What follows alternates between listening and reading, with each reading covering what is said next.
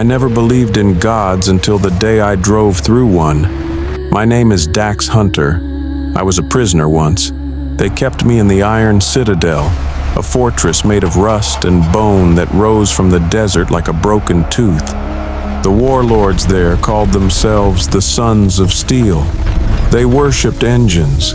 They fed us dust and made us fight for water. I watched men die over a cup of brackish fluid that tasted like oil. I watched women torn apart by machines. I decided I would rather burn in the sun than stay another day. So I stole a car. It was an Interceptor, black as scorched earth, with armor plates welded to the doors and a supercharger that screamed when you pushed it. The engine block was half rusted, but it ran on pure fury. I found it in the lower garage where they kept the death rigs, the vehicles they sent into the waste to collect bodies. I killed 2 guards with a piece of rebar. I did not hesitate. In that world, hesitation meant death. The gate was closing when I hit the accelerator. The car punched through the chain link like it was paper. Alarms howled behind me. Spotlights swept the sand.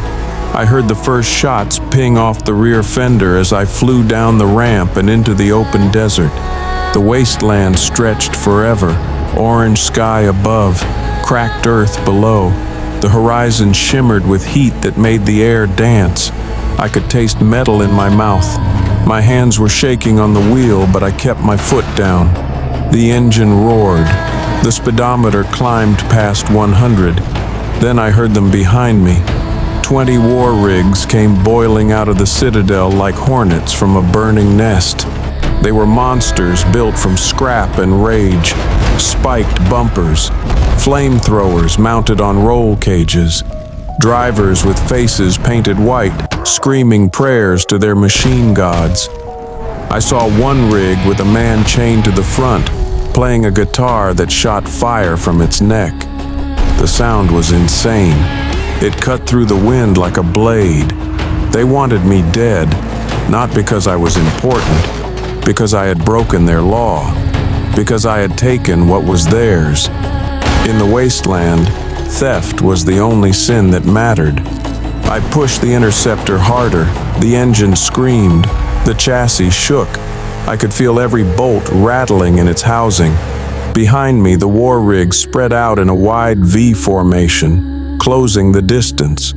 One of them pulled alongside, and a man leaned out with a crossbow. The bolt hit my side mirror and shattered it. I swerved hard and clipped his front wheel. His rig spun out and rolled 3 times before exploding in a ball of orange flame. 19 left. The chase went on for hours. The sun climbed and fell. The desert turned from orange to red to purple. I drank the last of my water and threw the canteen out the window. My vision blurred.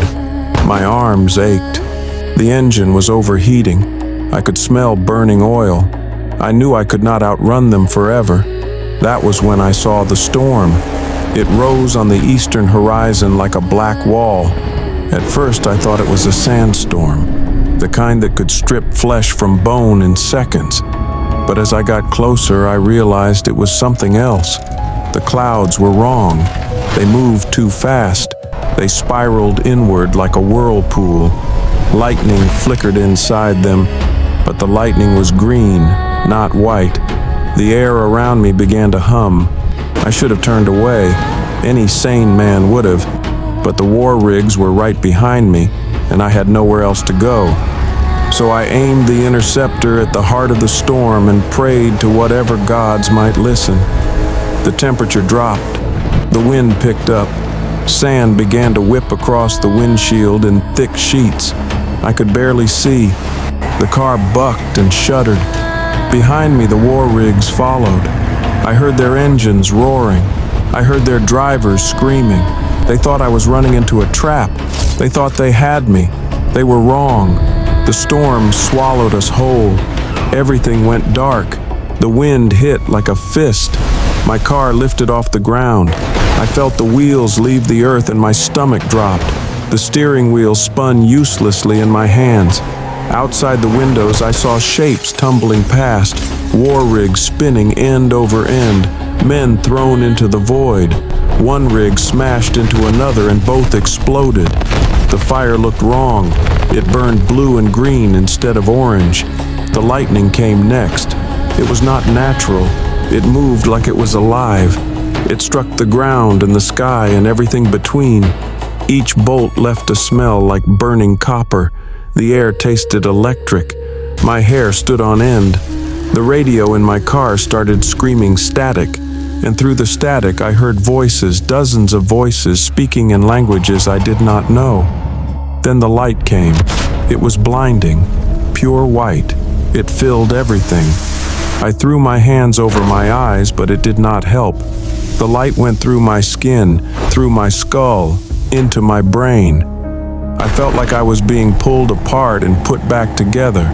I felt like I was falling and flying at the same time. I heard a sound like the universe cracking in half, and then silence. I woke up face down in mud. The smell hit me first.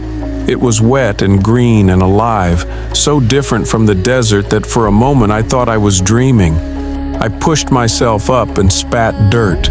My mouth was full of it. My whole body ached. I looked down and saw that I was covered in cuts and bruises. Blood ran down my arm from a gash above my elbow. I stood up slowly. My legs shook. The world spun. I steadied myself against a tree trunk and then stopped, because I realized what I was touching. It was not a tree. It was too big. The trunk was wider than my car. The bark was smooth and gray and covered in strange ridges. Above me, branches stretched out like the arms of a giant. Leaves the size of shields blocked out the sky. Through the canopy, I could see blue, real blue, not the burned orange I had known my whole life. I was in a jungle. I turned in a slow circle. My car was 30 feet away, crumpled against a boulder. The front end was smashed in. Steam rose from the engine. The windshield was gone. I stumbled over to it and looked inside. Everything was destroyed. The radio was dead. The gauges were shattered. I tried the ignition and got nothing. I was alone. I was stranded, and I had no idea where I was. The sound came from my left, a deep rumbling bellow that made the ground vibrate. I froze. Every instinct I had screamed at me to run, but I did not move. In the wasteland, movement drew attention. Stillness kept you alive. I turned my head slowly. Through the trees, I saw it. The creature was massive. It stood on two legs, each one thick as a tree trunk. Its body was covered in dark green scales. Its arms were small and clawed. Its head was the size of my car, with jaws that could bite a man in half. Yellow eyes stared out from above a mouth full of teeth like knives. I knew what it was. I had seen pictures in old books back before the world burned, back when there were still libraries. It was a dinosaur. The creature took a step forward. The ground shook. I pressed myself against the car and did not breathe. It lowered its head and sniffed the air. Its nostrils flared. It could smell me. It could smell the blood on my arm. I reached down slowly and pulled a piece of metal from the wreckage. It was a strut from the undercarriage, about 2 feet long, jagged on one end. It was not much of a weapon, but it was all I had. The dinosaur roared. The sound was so loud it hurt. Birds exploded from the trees. Something screamed in the distance. The creature stepped closer. I could see its breath misting in the humid air. Then another sound came, a hissing, chittering noise from above. The dinosaur stopped and looked up. I looked up too. Something moved in the canopy. Something big. I saw scales and claws and eyes that glowed in the shadows. The dinosaur backed away slowly and then turned and crashed off through the jungle. I stood there, breathing hard, trying to understand what I had just seen. I spent 3 days in that jungle. I drank from streams that tasted like metal. I ate berries that made my stomach cramp. I slept in the hollow of a fallen tree with the metal strut clutched in my hands. At night, I heard things moving through the dark. I heard roars and screams and sounds that had no name. I saw shapes in the moonlight, huge shapes that shook the earth when they walked. On the second day, I found another survivor. He was one of the war boys from the Citadel, still wearing his white face paint. Half of it had washed off in the rain. He was sitting against a rock holding his side. Blood seeped between his fingers. He looked at me with wide eyes. He told me he did not know where we were. He told me the storm had eaten everything. He told me he had seen things in the light, things with wings and claws and eyes like fire. Then he stopped talking. His head fell forward. I checked his pulse. There was nothing. I took his water bottle and kept moving. On the third day, I found the others, or what was left of them. 5 war rigs had survived the storm. They had crashed in a clearing half a mile from where I woke up. The men had tried to build a camp. They had failed. Something had attacked them in the night. I found pieces scattered across the mud, bones with teeth marks, shredded metal, a skull crushed flat. I was gathering supplies from the wreckage when I heard the drums. They came from the south, a deep, steady rhythm that echoed through the trees. I froze. The sound grew louder. I heard voices now, chanting in a language I did not know. I heard the tramp of feet, many feet. I ran. I made it 20 yards before they caught me. Something wrapped around my ankle and pulled. I went down hard. My face hit mud. I rolled over and saw the net, made from vines and weighted with stones. I tried to cut through it with the metal strut, but it was too strong. Figures emerged from the jungle. At first, I thought they were men. They were tall, taller than any human. Their skin was green and gray, covered in patterns like snakeskin. Their eyes were yellow with vertical pupils. They wore armor made from bone and leather. Some carried spears tipped with black stone. Others carried clubs studded with teeth. They were not human. They were not dinosaurs. They were something in between. They dragged me through the jungle for hours. I did not fight. Fighting would have meant death. They took me to their city. It rose from the trees like something out of a nightmare. Huge structures made from carved stone and bone, covered in vines and moss. Towers that reached toward the sky. Bridges made from braided rope and wood. Fires burned in iron bowls. The air smelled like smoke and meat and something else, something chemical that made my eyes water. They threw me in a cage made from bamboo and bone. The floor was covered in straw. In the corner sat another prisoner. He was small and thin, with gray skin and huge black eyes. He wore robes that shimmered like oil on water. He looked at me. He spoke. His voice sounded like wind through metal. He told me his name was Kale. He told me he was an architect, a builder of worlds. He told me the storm was not a storm. It was a fracture, a tear in time itself. The war rigs and the dinosaurs and the reptilian people, we were all from different ages, different worlds. The fracture had pulled us through and thrown us together. I asked him why. He told me the universe was damaged. He told me there were cracks in reality, cracks that grew wider every year. The storm was one of those cracks. It would keep growing. It would swallow more worlds, more people, more time. I asked him how to stop it. He reached into his robes and pulled out a sphere. It was the size of an apple made from crystal that glowed with blue light. He told me it was a seal, a tool his people used to mend the fractures. He told me if I could take it to the center of the reptilian city, to the place where the storm first opened, I could close it. I asked him why he did not do it himself. He said he was dying. He said he had been in this cage for 10 days. He said the reptilians worshipped the storm. They thought it was a god. They would not let him stop it. He pressed the sphere into my hands. It was warm. It hummed against my palm. He told me I had one chance. He told me the storm would return soon.